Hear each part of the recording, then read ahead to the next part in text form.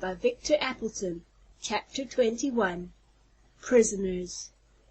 "Do you think there is any danger of them finding us?" asked Mr. Damon, as he hurried along beside Tom.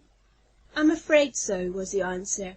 "I've been worried ever since we saw Munson heading this way, but we couldn't do any differently." "Perhaps Bill Renshaw may be able to conceal us," suggested Mr. Jenks. "Very likely he knows that Munson is on hand. Perhaps we will be safe for a while. I want to make a few more observations as to how they manufacture the diamonds, and then, with what I already know, I'll have the secret. And I'd like to make some scientific tests of the sides and bottom rocks of the cave," spoke Mr. Parker. "I think it will bear out my theory that the mountain will soon be destroyed." "Well, you were right about Earthquake Island, and you may be right about this mountain," said Tom. "But if it is going to be annihilated, I hope we get far enough away from it. We can keep our presence here a secret for a few more days. I think that will be long enough," proceeded Mr. Jenks. "Then we will leave."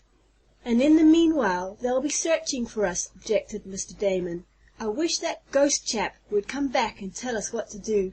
Bless my liver pin, but we are going to be in considerable danger, I'm afraid. Those men may capture us, and decide to make diamond dust from us." "Come on, hurry to the little cave," urged Tom. "Then we'll get ready to defend ourselves." "The main cave is a large one," said Mr. Jenks, "and there are many hiding places in it. In fact, it is so large that it will take those fellows several days to complete a circuit of it. By that time Bill Renshaw may come back, and take us to some place in which they have already searched for us. Then we'll be comparatively safe." This thought was some consolation to them, as they made their way through the dark passage, dimly illuminated by the lantern they had rekindled, to the place where Bill had hidden them.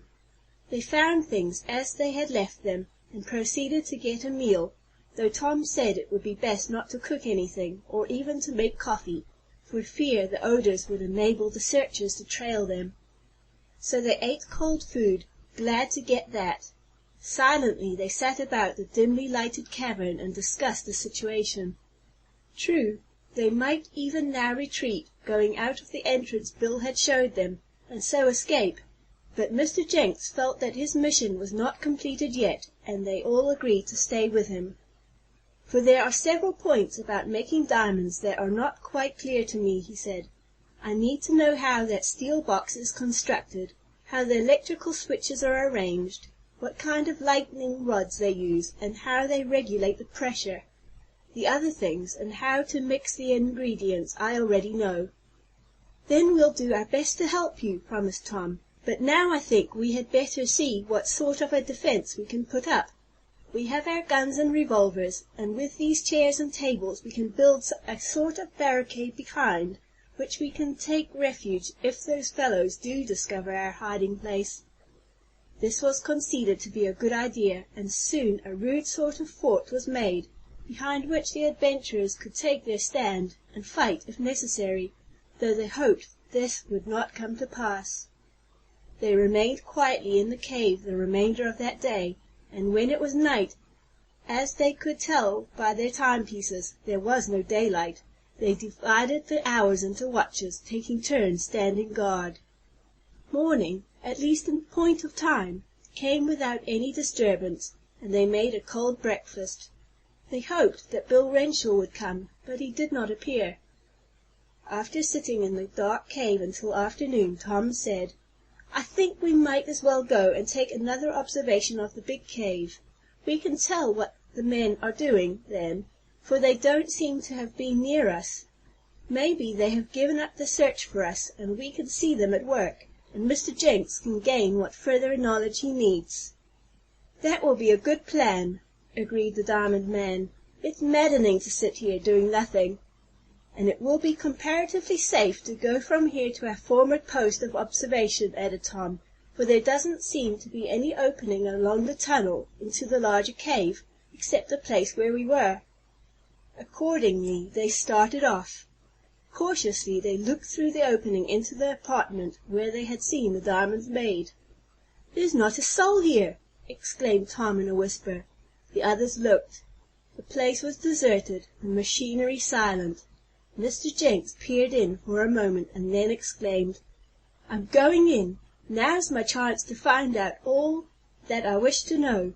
It may never come again, and then we can soon leave Phantom Mountain." It was a daring plan, but it seemed to be the best one to follow. They were all tired of inactivity. Mr. Jenks managed to get through the opening and dropped into the big cave. The others followed. Mr. Jenks hurried over to the steel box and began an examination of it. Tom Swift was looking at the electrical switch. He saw how it was constructed. Mr. Damon and Mr. Parker were peering interestedly about. Suddenly the sound of voices were heard, and the echo of footsteps.